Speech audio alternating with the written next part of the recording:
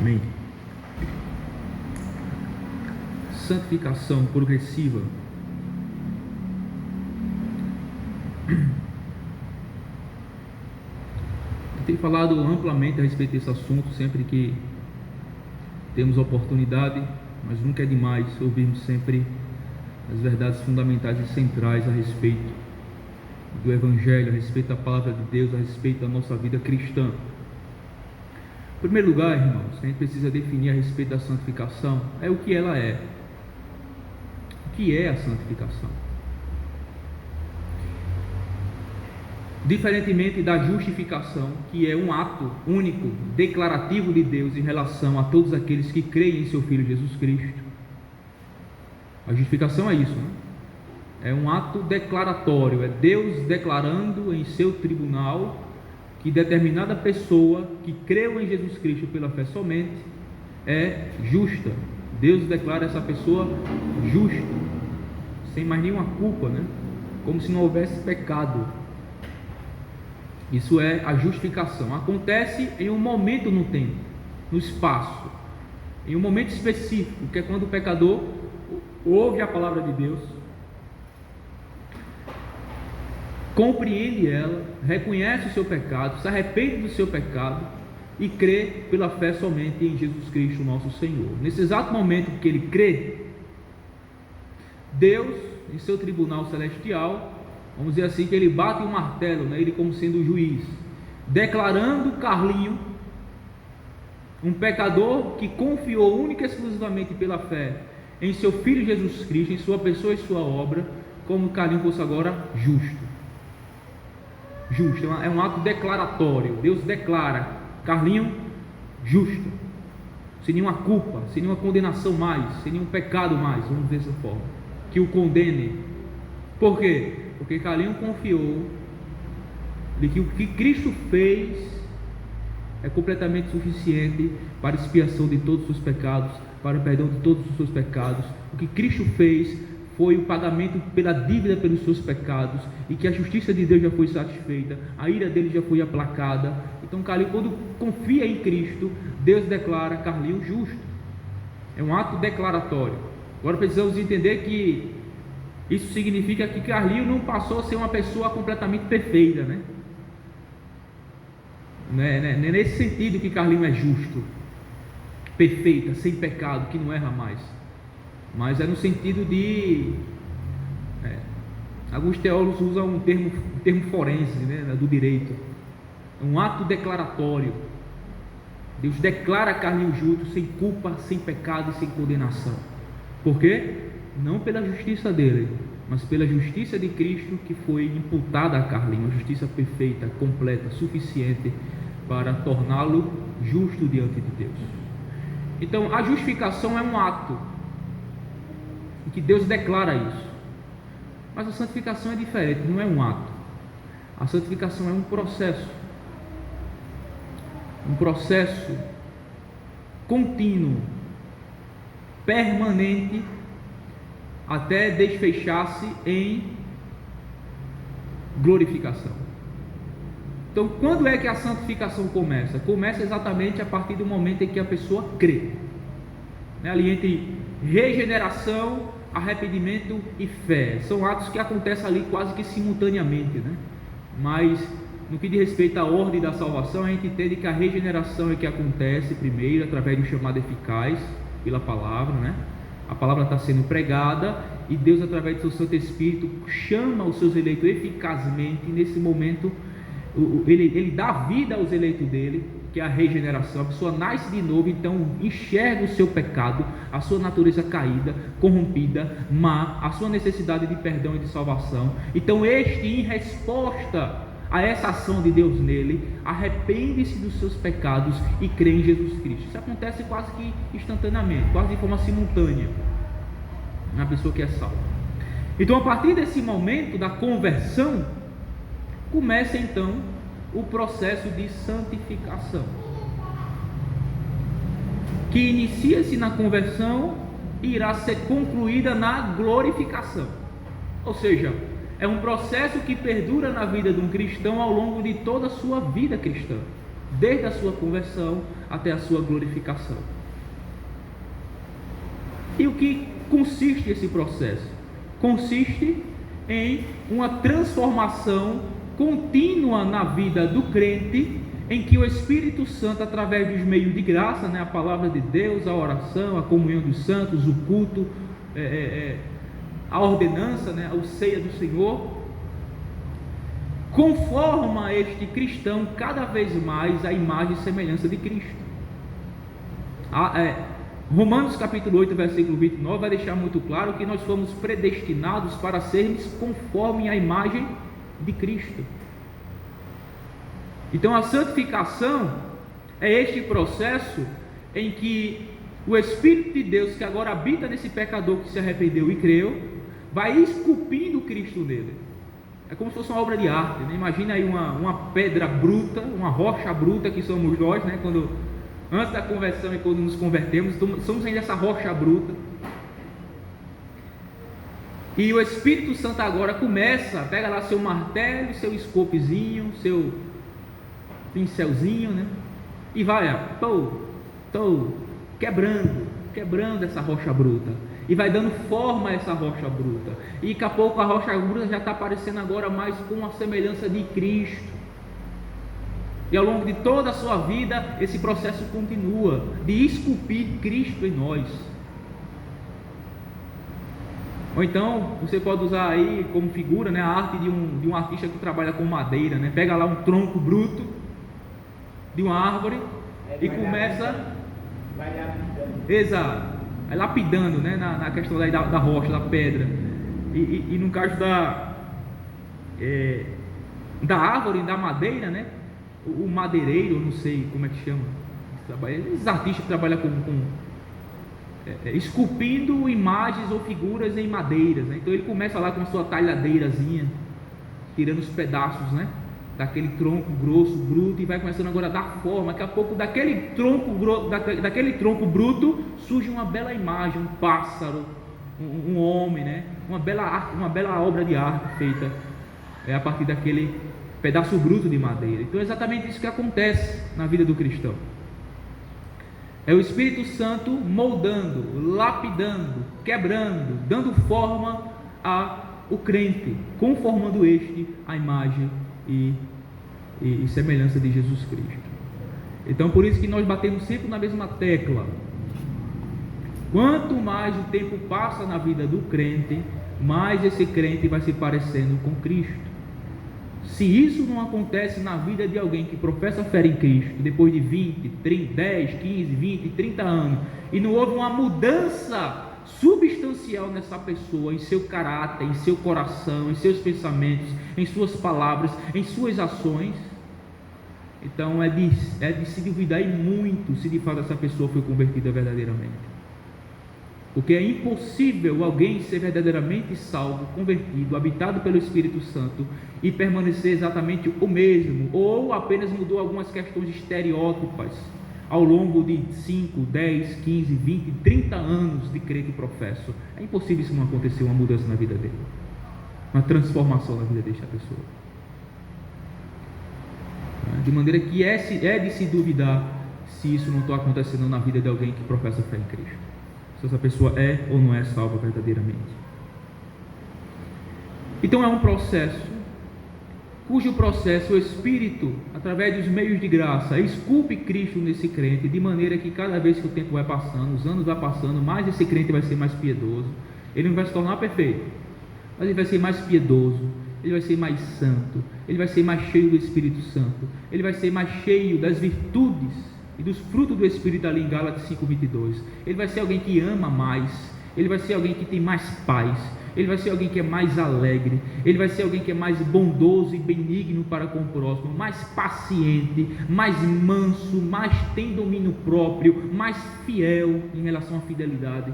São os 9 frutos lá do Espírito que a gente vê em Gálatas 5:22, Então essas virtudes, à medida que ele vai crescendo em santidade, progredindo em santidade, através da obra do Espírito Santo nele, agindo através da palavra, da oração e dos meios de graça, vai fazendo que essas virtudes sejam cada vez mais evidenciada, vista e vivida por tal crente. que verdadeiramente crê em Jesus Cristo ao longo do tempo. E esse processo vai terminar onde? Isso perdura ao longo de toda a vida cristã, desde a conversão, e vai terminar onde agora? Na glorificação. Enquanto estamos aqui nesta vida, nesse plano, na nossa peregrinação cristã rumo à cidade celestial, esse processo, nós vamos estar dentro desse processo, está passando por esse processo, um processo que cada vez mais nos faz mais quebrantado, mais humilde, mais arrependido, mais consciente da nossa necessidade de Cristo, mais sensível às coisas de Deus, ao pecado, à nossa natureza. Conheceremos mais a Deus ao longo do tempo, cresceremos no nosso conhecimento dEle, na graça dEle, na verdade dEle. Então é um processo contínuo. Há momentos de estagnação na vida do crente, há momentos de friezas. Momentos de friezas, momentos que parece que está estagnado, parece que está ali parado. Há momentos de insatisfação, há momentos de usar um termo da alimentação, né? De fastio espiritual. Ele fica fastioso, não é?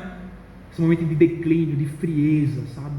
Mas que ler a Bíblia é algo difícil, orar também se torna algo mais difícil, e a gente vai começando a ver a nossa fraqueza, a nossa necessidade, a nossa dependência de Deus, o quanto somos falhos e inconstantes, estamos sempre assim, entre altos e baixos. Então isso acontece ao longo da peregrinação, mas se de fato somos cristãos verdadeiros, não vamos permanecer estagnados para o resto da nossa vida.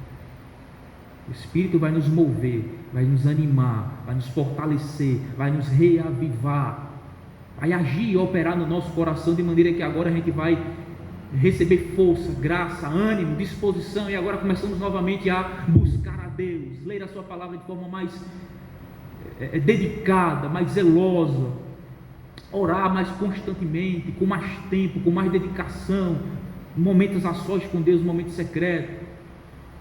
Então há esse altos e baixos na vida cristã, mas o progresso é inevitável na vida que verdadeiramente daqueles que foram salvos. É inevitável. Ele vai crescer, ele vai ser mudado, ele vai ser transformado, ele vai ser conformado a Jesus Cristo, ele vai amadurecer na fé, ele vai crescer no seu conhecimento de Deus, ele vai crescer na sua piedade, nas virtudes, ele vai crescer em tudo, irmãos. Não tem como isso não acontecer. Aquele que em vós começou a boa obra, ele é fiel para aperfeiçoá-la até o dia de Cristo Jesus, nosso Senhor, em que seremos glorificados. Então quero deixar para vocês aqui algumas orientações práticas, algumas exortações, algumas palavras de ânimo, para que possamos progredir e crescer na fé e na piedade de Jesus Cristo, nosso Senhor. Em primeiro lugar, irmãos, continue crescendo na graça e no conhecimento de Jesus Cristo. Continue crescendo na graça e no conhecimento de Jesus Cristo. 2 Pedro 3,18 é aquele texto conhecido nosso, né? Antes, crescei na graça e conhecimento do nosso Senhor e Salvador Jesus Cristo. A Ele seja dada a glória, assim agora como no dia da eternidade. Amém. Uma clara exortação do apóstolo Pedro para os cristãos que estavam na dispersão, né? Fugindo de perseguição e de dificuldade, passando por perseguição. Nessa segunda carta, logo no capítulo 3, aí ele vai falar da vinda do Senhor. Capítulo 2, ele vai falar praticamente sobre falsos profetas, falsos mestres, enganadores. E aí no finalzinho da sua carta ele exorta o povo a exatamente isso: cresçam na graça e no conhecimento, cresçam no conhecimento de Deus, da sua vontade, da sua graça. Não cruze os braços, desenvolva a salvação de vocês. Então precisamos, irmãos, continuar crescendo na graça e no conhecimento de Cristo. Precisamos continuar. Não podemos cruzar o braço e esperar as coisas acontecerem, mas é uma busca ativa e não meramente passiva, esperando que Deus nos pegue como sendo boneco de marionete, né? Como fosse boneco de marionete na mão de Deus assim. Não é dessa forma que acontecem as coisas. Somos seres racionais, autônomos, independentes, que têm vontades, sentimentos e afeições. E é esperado de nós, pois é nos dada essa responsabilidade na palavra de Deus, nos exortado a isso, para que ativamente busquemos crescer no conhecimento e na graça de Cristo. Isso jamais acontecerá se a gente cruzar o braço, fechar a nossa Bíblia e a porta do quarto para não orar. Precisamos estar com a nossa Bíblia aberta, lendo constantemente ela, diariamente, pesquisando, aprendendo, estudando. Precisamos buscar ao Senhor em oração, constantemente, para que então possamos desfrutar desse crescimento no conhecimento e na graça que é em Cristo Jesus, que consequentemente iremos crescer na nossa fé e na piedade.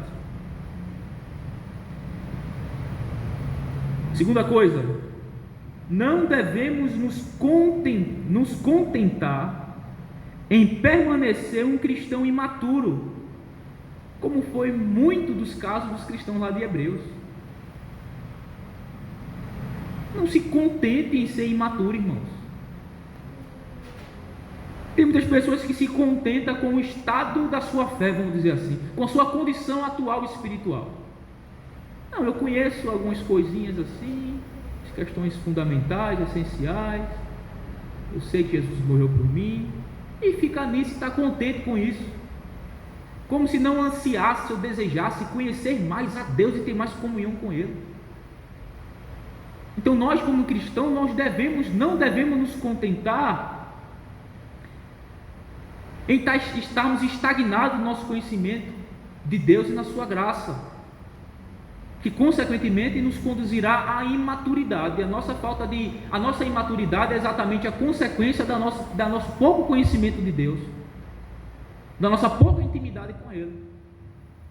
Por isso que muitos de nós muitas vezes são tão imaturos em questões específicas ou em questões gerais. Por quê? Porque muitas vezes nos contentamos com o que já sabemos,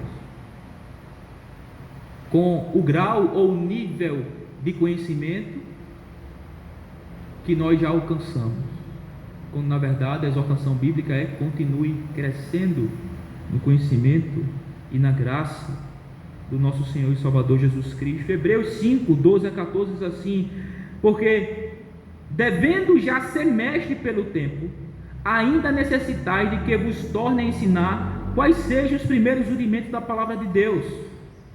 E vos haveis feito tais que necessitais de leite e não de sólido mandamento. Porque qualquer que ainda se alimenta de leite não está experimentado na palavra da justiça, porque é menino. Mas o mantimento sólido é para os perfeitos, os quais, em razão do costume, têm os sentidos exercitados para discernir tanto o bem como o mal. Que coisa! Os cristãos aos hebreus, né, os crentes lá, essa carta aos hebreus, os cristãos lá, judeus, há tanto tempo já crentes, e o autor chega a dizer isso. Então vocês estão precisando de leite racional novamente, porque vocês são meninos ainda. O tempo que vocês estão servindo a Cristo, vocês já deveriam ser mestres, pessoas maduras, pessoas piedosas na fé e na piedade. Mas continuam com a imaturidade de vocês, continuam sem firmeza, sem convicção, de maneira que estão dando ouvido agora a mestres judaizantes que querem agora voltar à antiga religião de vocês, ao judaísmo. Esse é o contexto da carta, né? Uma exortação à apostasia, ou melhor, uma exortação contra a apostasia, né? Não apostatar da fé, como estes judeus cristãos queriam, por conta da dificuldade que estavam passando por conta da fé em Cristo, perseguição e expoliação dos seus bens, voltar à sua antiga religião, o judaísmo. Essa carta é escrita exatamente para animá-los, para provar a superioridade de Cristo e para exortá-los a permanecer firme na fé. Mas por conta da imaturidade deles, do seu pouco conhecimento de Deus, apesar do grande tempo que eles já estavam como cristãos professos, Eles estavam praticamente querendo voltar, abandonar a fé em Cristo e voltar à sua antiga religião. Apostatar. Desistir, sabe? E o autor escreve exatamente dizendo: vocês já deveriam ser mestres por conta do tempo. Ser mestres. Ser maduros. Ser firmes. Ter convicções. Ter raízes fincadas e profundas na verdade de Deus. De maneira que vocês se tornam praticamente inabaláveis e não são levados por qualquer coisa, e que tenha a capacidade de discernir entre o bem e o mal. Veja, irmãos, porque muitas vezes na igreja são colocadas coisas na igreja que simplesmente a igreja passivamente aceita.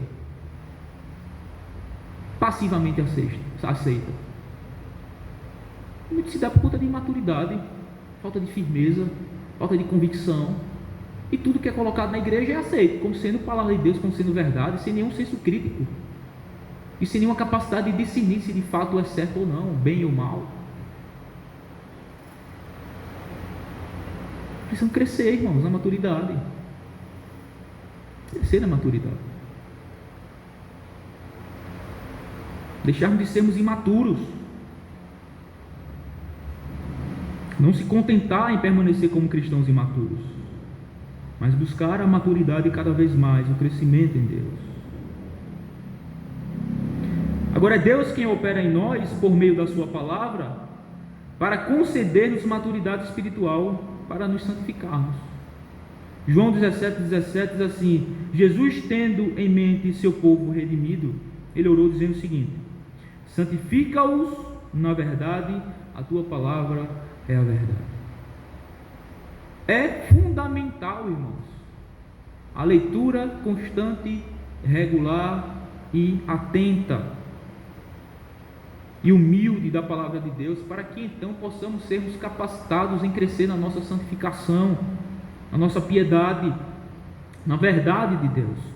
Colossenses 3,16: a palavra de Cristo habita em vós abundantemente em toda sabedoria, ensinando-vos e admoestando-vos uns aos outros com salmos, hinos e cantos espirituais, cantando ao Senhor com graça em vosso coração. A palavra de Deus é um dos dois principais instrumentos, meios para o nosso crescimento em maturidade, na santidade, em maturidade espiritual e em santificação.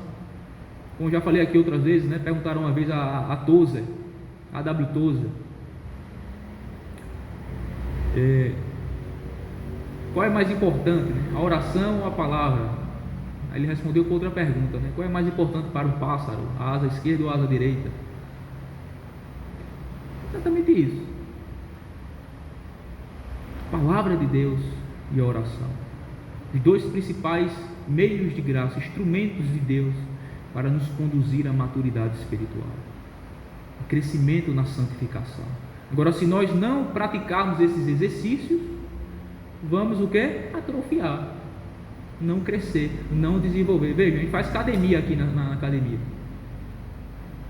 Se eu não praticar a musculação, como é que eu vou ganhar massa muscular? Crescer. Se eu não fizer exercício para bíceps, né? Como é que o bíceps vai crescer? Vai desenvolver, vai se fortalecer? Não vai, ele vai fazer o quê? Atrofiar, fragilizar-se, diminuir, pela falta do exercício, do estímulo. Então é assim que nós crescemos na santidade, na santificação, na maturidade espiritual, quando nós exercitamos-nos na piedade, na leitura e na oração.